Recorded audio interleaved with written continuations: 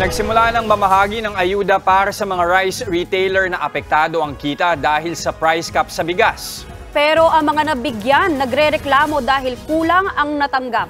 Nasa frontline ng balitang yan si Shyla Francisco. Salamat pero kulang.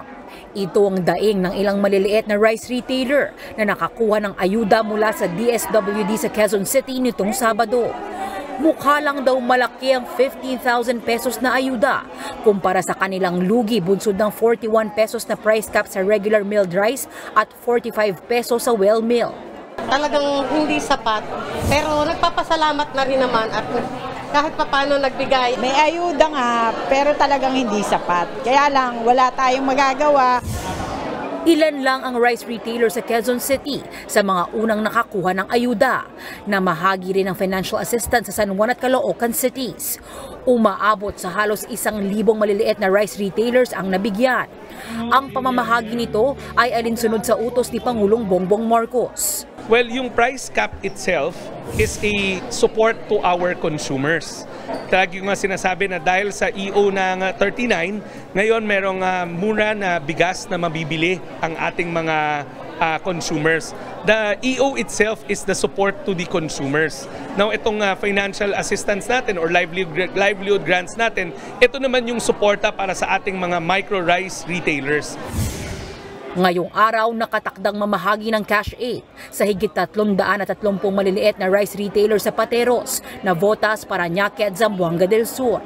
Nauna nang sinabi ng DSWD na hindi pa pinalang bilang ng mga benepisyaryo. Patuloy anilang pag-aayos ng DTI sa listahan ng mapapasamang rice retailers. Inuuna lang daw ang mga may lisensya at pwedeng umapela ang mga di napasama. Pinapaspasan naman na raw ng DTI ang pagplansya sa mga isasama sa makatatanggap ng cash aid. We're conscious of the September 15 deadline dahil nga may election ban starting September 16. We were informed by DSWD na kailangan maisumiti kagad namin lahat ng mga lista at sila naman makapag-pay out, finish or not finish, pass the papers by September 15. Sa gitna ng price cap sa bigas at pagbibigay ng cash aid, sinabi ng Department of Agriculture na nagsisimula na mag-stabilize o magpirmi ang presyuhan ng bigas at palay. Kasunod yan ang pag-uumpisa ng anihan nitong huling linggo ng Agosto.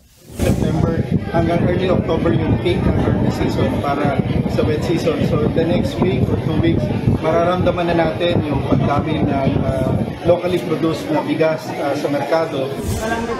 Nagbabalita mula sa Frontline, Shyla Francisco, News 5.